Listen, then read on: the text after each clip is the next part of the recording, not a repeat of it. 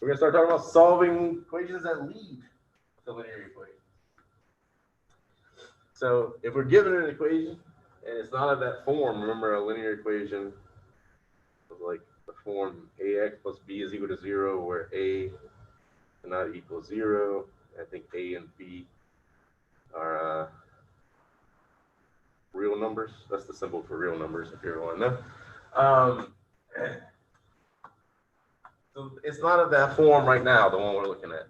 It's got what? 2y plus 1 times y minus 1 is equal to y plus 5 times 2y minus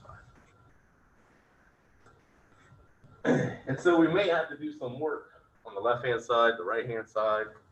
Depends on the problem. But on this one, we got to do some work on both sides to try to get it into that linear equation form. Maybe it won't. Maybe it will. But there's only one way to find out. We just got to try it.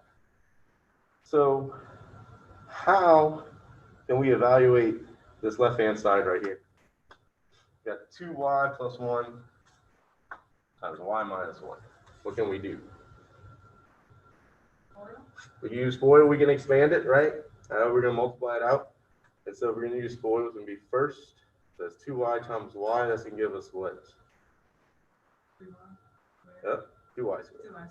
Yep. So you just multiply the coefficients. So it'd be 2 times 1, which should give 2.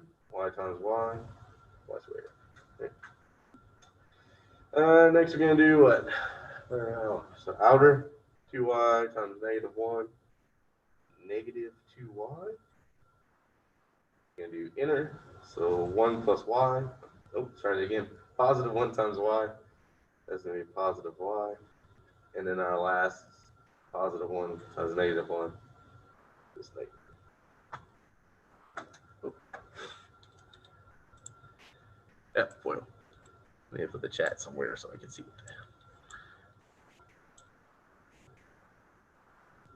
No, don't do that. There we go. Excuse me. I remember with that. All right. So, well, let's see what we got now. We can combine what? These two middle terms, what we usually call like the B terms, right? Negative 2y plus y. So we can end up with 2y squared minus y minus 1. Oh. Like that. Any questions on that? So it doesn't look like it's a linear equation as of yet. Let's take a look at the right-hand side. We have to do the same thing there, right? Got a binomial times a binomial. We're going to use FOIL again. So what? It's going to be y times 2y. It's going to give us 2y squared. We'll have y times negative 5. That'd be negative 5y. 5 times 2y. What's that? Positive 10y. And then a negative 5 times, well, positive 5 times a negative 5. Negative 25.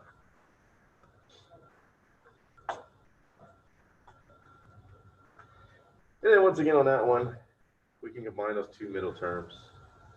So negative 5y, positive 10y is going to be positive 5y.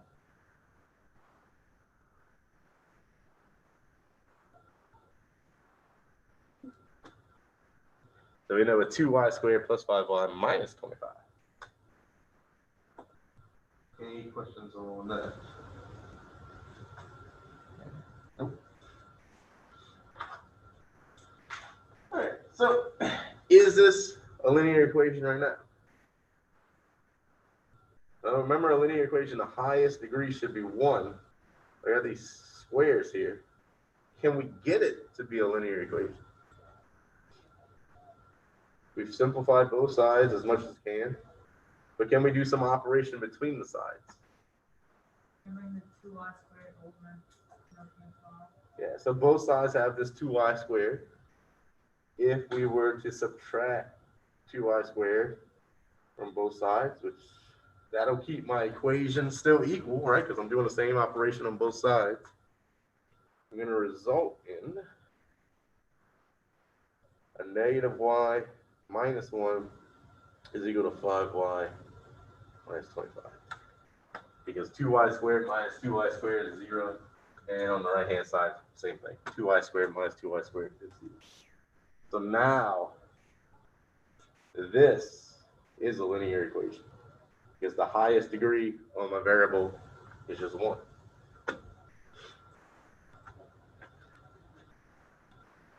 Any questions on that?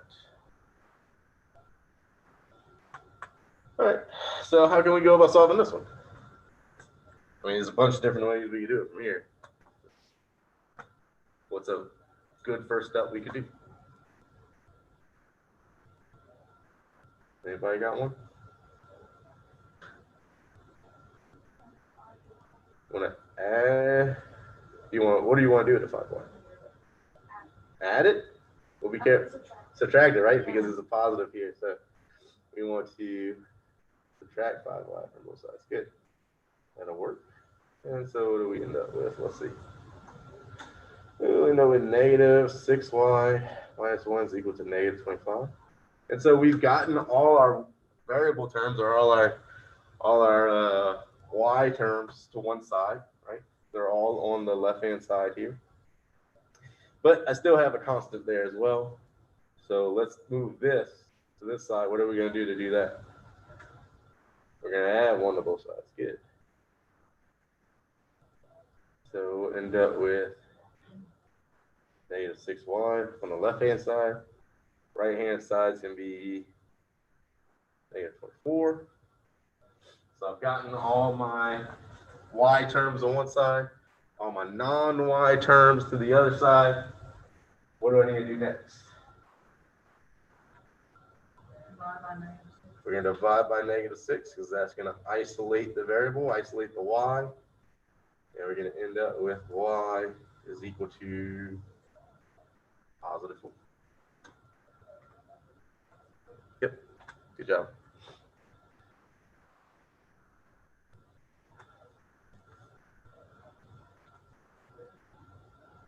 Any questions on that? If you want to check the answer, go back, take a 4, substitute it in, use the original equation here. We could do it real quick. It could be 2 times 4, which is 8 plus 1.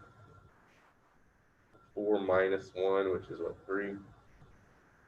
This would be 4 plus 5, which is 9. And 8 minus 5 here. And so that's going to end up being what? 9 times 3, 27. Is that equal to 9 times 3, which is 27? Yes. Oh, yeah, I could barely see what I was doing.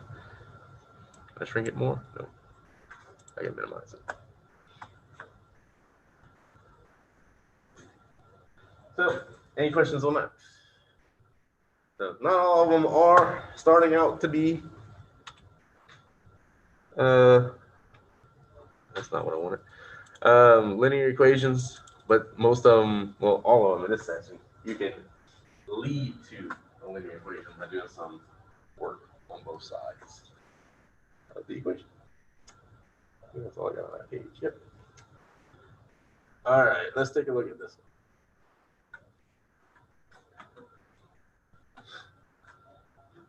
one. So we're trying to solve this equation. Got 3x divided by x minus 1 plus 2 is equal to 3 divided by x minus 1. What? It's kind of a trick question, so think about it before you answer. What's the first thing I should do? The very first step, we're looking at an equation. Anybody know? No. I'll start writing it out.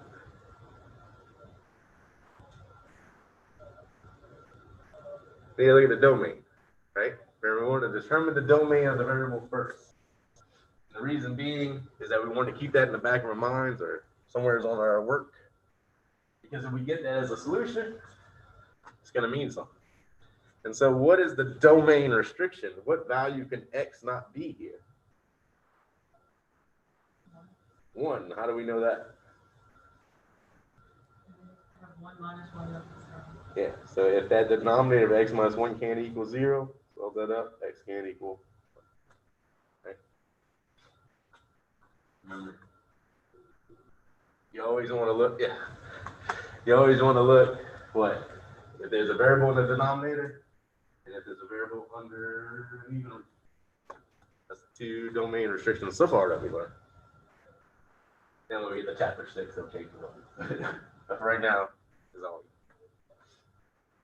So we want to keep this in the back of minds. Remember, x can't equal 1 for this equation. All right, so let me rewrite this so I can work it out. So what do you think we should do next? How can we go about solving this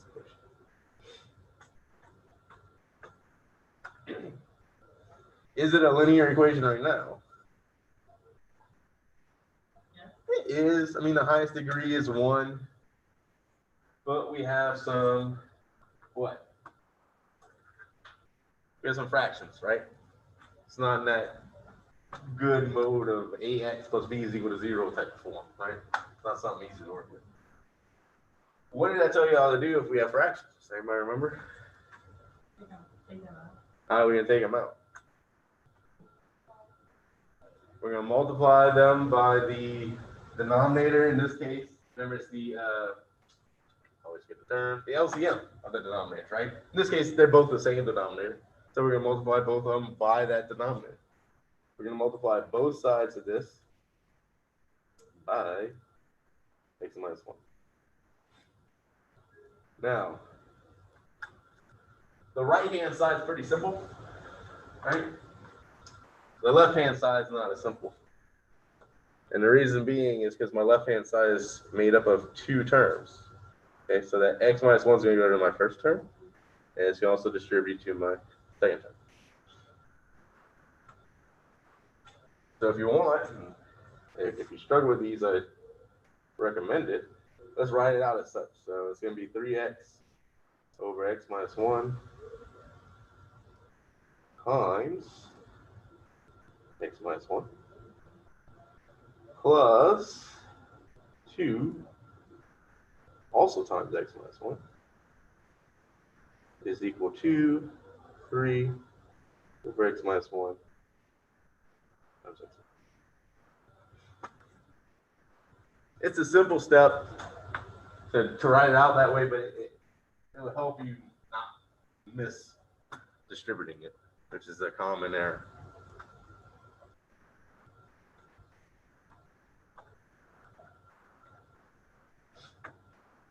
All right. Any questions so far? All right, so for this term, it's pretty simple. We got 3x over x minus 1 times x minus 1. So those we're going to reduce. And so we're just going to be left with 3x for that term. Next term, the x minus 1 doesn't have anything to reduce with. So we're going to distribute the 2. 2 times x, 2 times negative 1. Which is going to be positive 2x and a minus 2.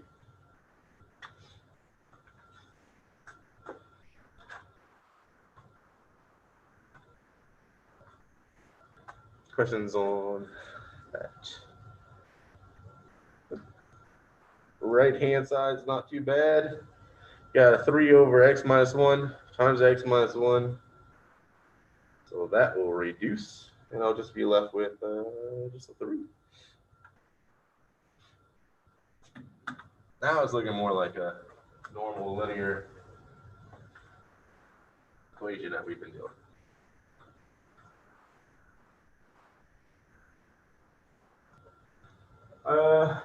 Right hand side is pretty good. Just it's a 3. Left hand side, what can we do?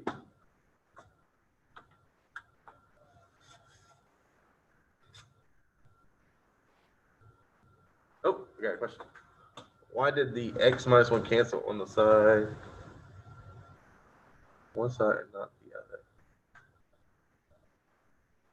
other. Okay, so Are you talking about why didn't they cancel out here?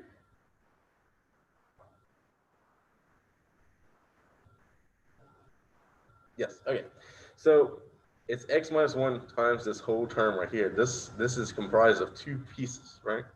And so it's going to distribute. It's going to go to this term, and it's going to go to that term.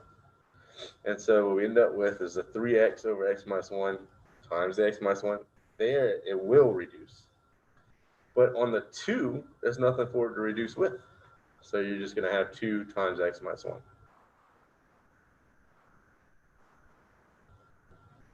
That makes sense? Got it? Good. Cool. Any other questions? Great. So what were we doing? Oh, okay. So what can we do on the left-hand side? I think someone said it, but I just cut y'all off, which I apologize for. But we got a 3x and we have a 2x, right? Those are like terms. Let's combine them together. I'm going to have 5x minus 2 is equal to 3. Now it's looking like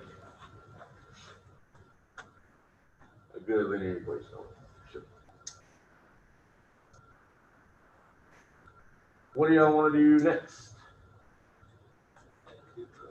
I want to add 2 to both sides because that's going to get all my x's on one side, all my non-x's on the other. And so we'll end up with 5x is equal to 5. And what are we going to do in the end? We're going to divide by 5. Sorry, trying to get the scroll right.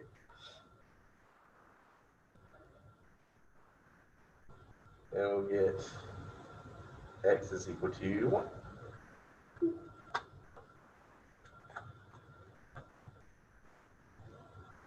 Any questions on that? But it can't equal that. Hey, there you go. Yeah, so remember, 1 is not in the domain of our variable. And so it can't be equal to 1. Right? We said that x can't be 1 for that equation, and we got a solution of x is equal to 1. So what does that mean? That's not a valid solution. It's going to be no solution. This is what we call, oh, let me put my spelling hat on for this, as always. No solution. This is what's called an extraneous solution.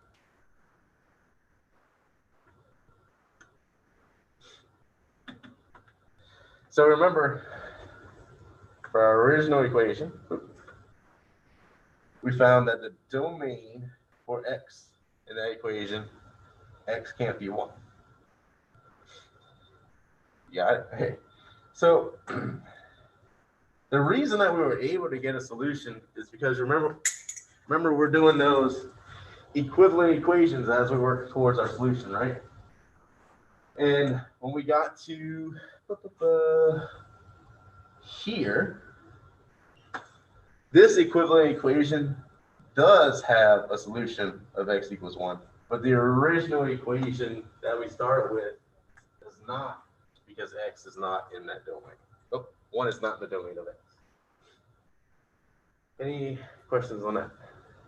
So that's why it's a good idea. Check your domain first, and then if you get that solution, it's an extraneous solution. It is possible, not for these, but when we get to 1.2, it's actually going to happen more at 1.5, I think. Well, we'll get 2 solutions, and one of them will be extraneous, so then you just be left with 1.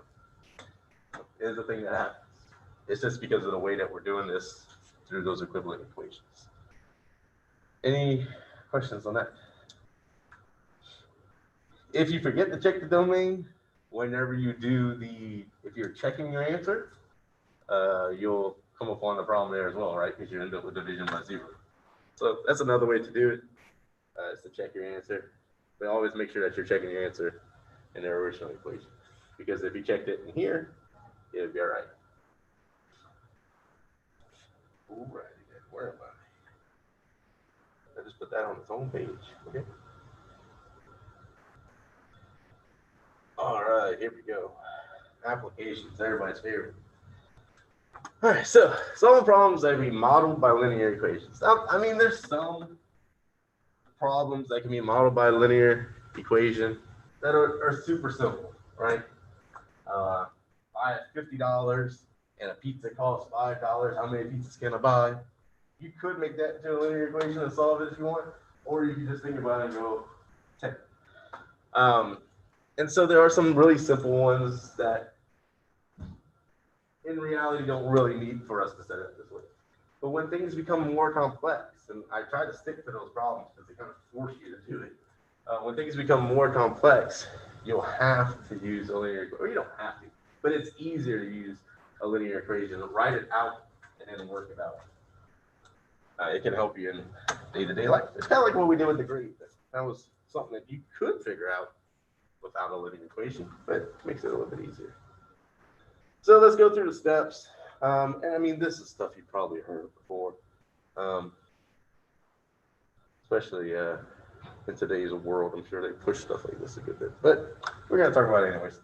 So step one, you want to read the problem carefully. I always say to read it quickly once, see what you think is relevant, and then read it again.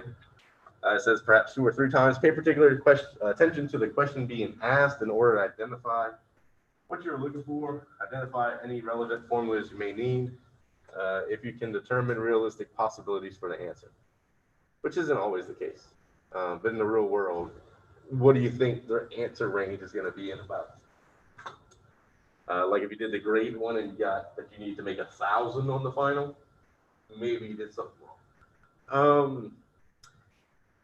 I always, like I teach problem solving in one of my classes, and one of the things I always say on this step is to see if you can reword the question in your own words. You can state the question in your own words. That's the better way of saying it. Then you really understand the question. Assign a letter, a variable. People sometimes use a letter that's the first letter of the word that you're looking for or something, or you can just use X. You just want to avoid like E, F. Those are kind of the maybe G or H. Avoid those because they get a little confusing. We use F, G, and H for the name of functions a lot, and E is actually a mathematical symbol we'll talk about later, if you haven't seen it before. But you want to express unknown quantities in terms of a variable. Make a list of all known facts and translate them into mathematical expressions. We want to write them as equations.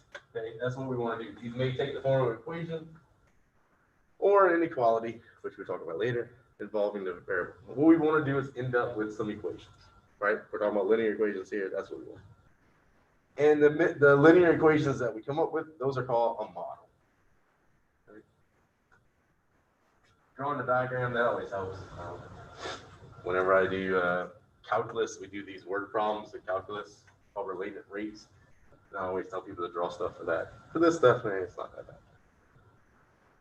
You want to solve the equation, of course. Answer the question using a complete sentence, kind of elementary, and then check your answer to make sure that it agrees, make sure that it makes sense, make sure it's in the right units, and just check to make sure that it works out in your formula, your equation. That's the things. Like I said, you probably have been shown this before. All right, so let's get to some problems. And I love word problems, so it's gonna be fun. Investments. A total of $18,000 is invested. Some in stocks, some in bonds. If the amount invested in bonds is half that invested in stocks, how much is invested in each category? Now, if you follow this in the notes, there is a very structured method it uses. I'm going to be a little bit more freehand with it, but yeah. I need to scroll a little bit or move that down a little bit so you guys see. Okay, so let's talk about what's important here. What do y'all see that's important? Was that? Yeah, we invested. Wow, that's really bad. We invested 18,000. I'm just gonna circle it. We invested $18,000 total, so that's our total amount invested. What else would be important? Amount invested in bonds is half.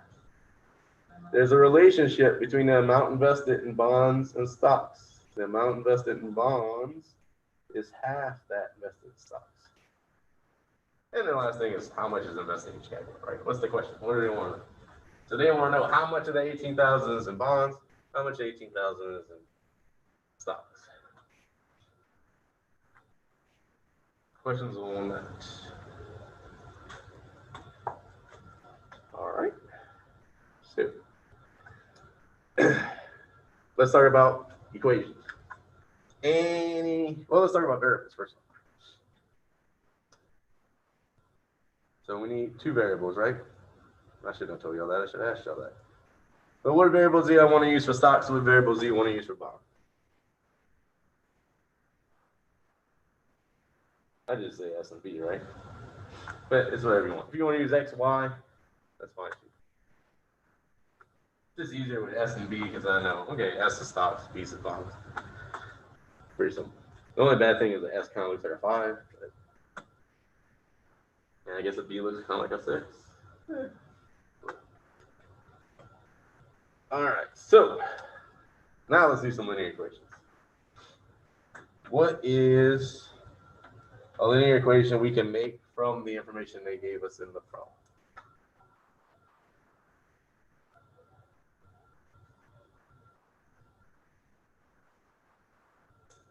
Half of B. Like 1/2 B. They're saying 1/2 B is S? No. No? Oh, yeah. Yeah. Sorry. No, that's fine. I mean, I don't even know if you're right or not yet. I need to read it. So let's see. We got 1/2 B is equal to S. So let's read it and make sure. So you're getting that from this statement here, right? If the amount invested in bonds is half that invested in stocks, I would say the amount invested in B is half the stocks, right? So one way that you can stop to check this is write it kind of in between with words and math, right? So the amount invested in stocks is, so let's say equals half, oh, I read it wrong, I'm sorry. Sorry about that. The amount invested in bonds equals half invested in stocks. So I would say it's B is equal to 1/2 S, right? Because the amount invested in bonds is half what's invested. And my bonds looks really bad, but yeah. It's like I always think it's stuff in terms of computer science because that's my original major, computer science. But it's kind of like pseudocode, right? We're kind of meshing between the English and the math, and then we get into math. It'll avoid you from getting confused. Any questions on that? No. Can we simplify that though? Instead of B is equal to 1/2 S.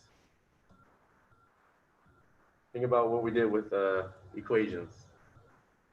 I want to get rid of the 1/2. What would I do? Multiply each side. Multiply both sides by 2. So you could have written it as 2B equal to S. Okay. That's another way we could have did things.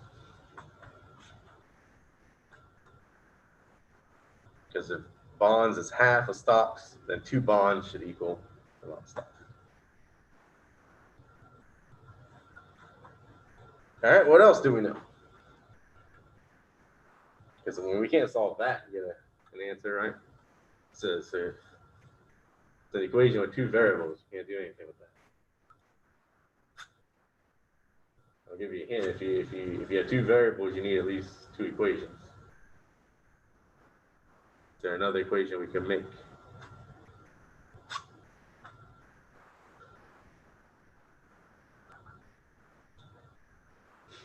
Well, what's the total amount we invested? 18,000, right? And that investment is comprised of what?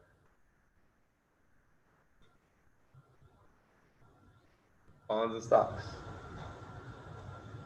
Bonds and stocks. And so that means that 18,000 would equal what? B plus S. And there we go. Got two equations. Let's square them off so we know what we're working with. Any questions on that? So that's the hard part, in my opinion. It's just coming up with the equations. Trying to translate it from that writing in English to math. All right, so we got these two equations.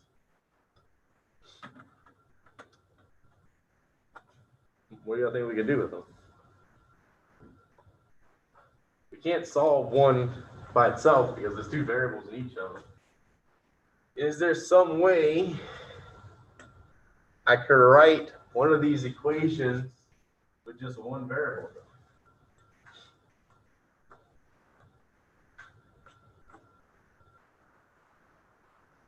Look at the relationship we got going. There we go. I know that 2b is equal to s, or if you want to read it the other way, s is equal to 2b. And I know 1800, let's try it again, 18,000 is equal to b plus s. Anyway, I'll give you a hint of which one I'll use. Any way I can write this, so instead of having b and s, I just have one. All b's, all s's.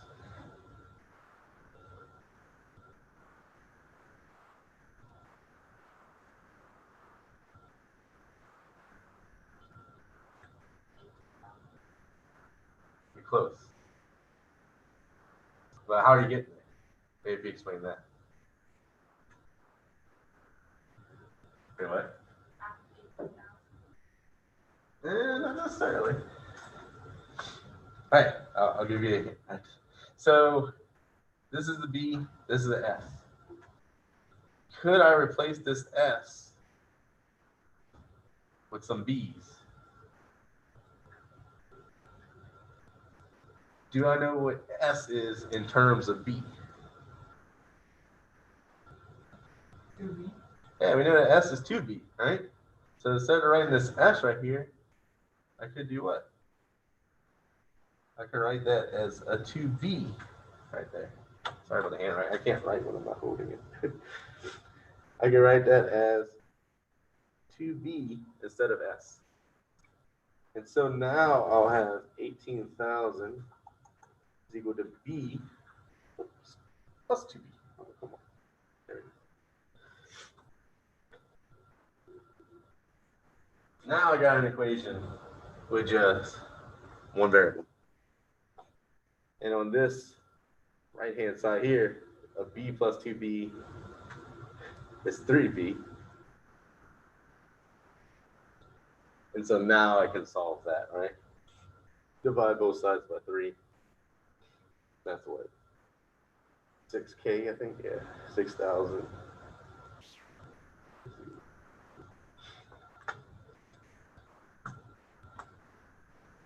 Any questions on that? So on S, you would multiply 6,000 by 2. Let's look at it. So we know bonds. Pull a dollar sign there. $6,000, right? How do we find S? There's two different ways we could go about it. We could use either or, right? I could plug in the 6,000 into that B and solve for S, or I could take the 6,000, plug it into this B, which is probably the easier route. So it'd be 2 times 6,000 equal to S. So that means that 12,000 is equal to S. And so my stops. keep getting the dollar sign, $12,000. And just to make sure that they work out, let's think about it. 12,000 plus 6,000, does that equal 18,000? Yeah, it does. Is 12,000 twice 6,000 or 6,000 half 12,000? Yes, it is. And so these work out.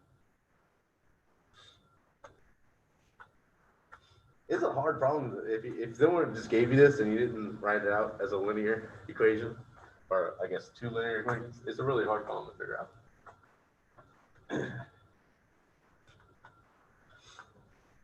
Any questions on that?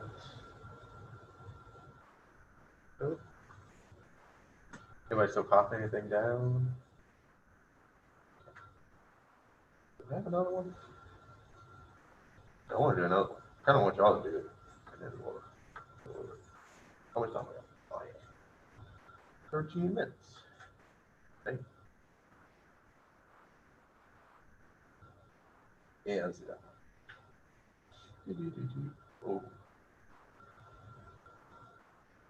Is it showing up well? Yeah. All right, so a builder of tract homes. I think that's like those homes they pre-built and then, dang. A builder of tract homes reduced the price of a model by 25%. If the new price is $240,000, what was its original price?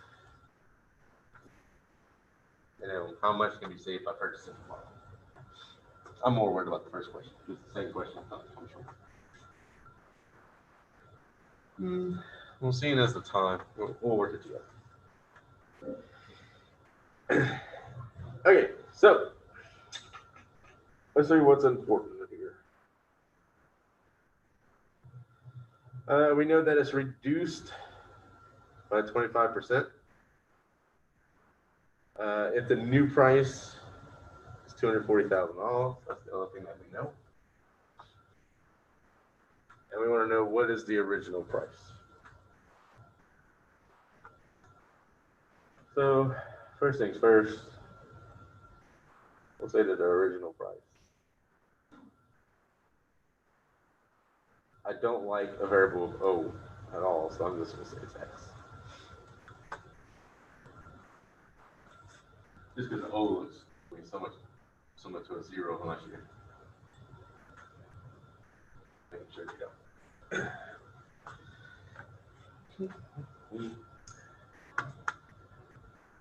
All right, so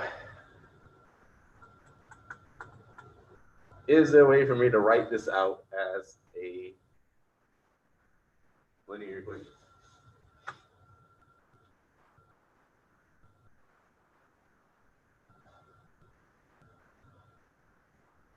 We can build up to it. If you want to take away, oh no, let's not even do it. If you want to find what's 25% of a number, how do you do that? Multiply by 0.25. There you go, multiply it by 2.25. So if we want to find what's 25%, let's write it down, 25% of the original price, which I may just start shorthanding as OP. But if we want to find 25% of the original price, how will we do that?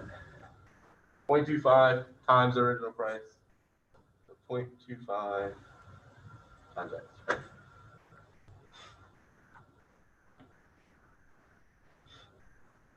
Questions on that? If I want to reduce my original price by 25%, what do I do?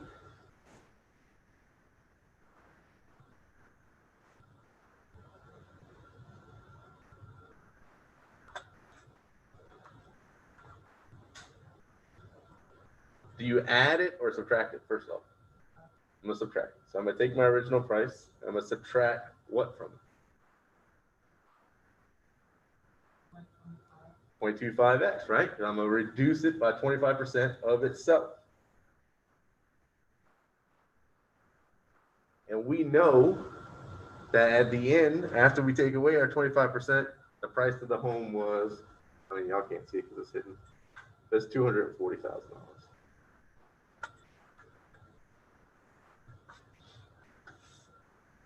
So what I end up with here is a linear equation. Historically, these questions always mess people up. They always end up finding like 25% of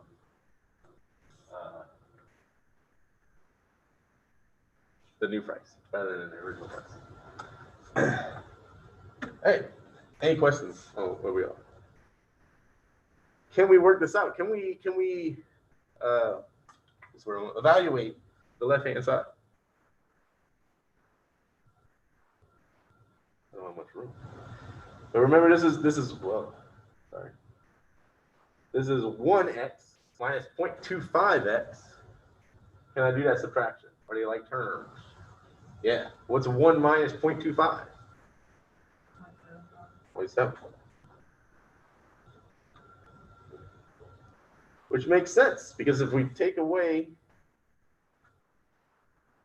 25% of our original price, we're paying 75% of the original price. So we're saying right here, 75% of the original price is $240,000. Makes sense, logically. And then how are we going to solve that?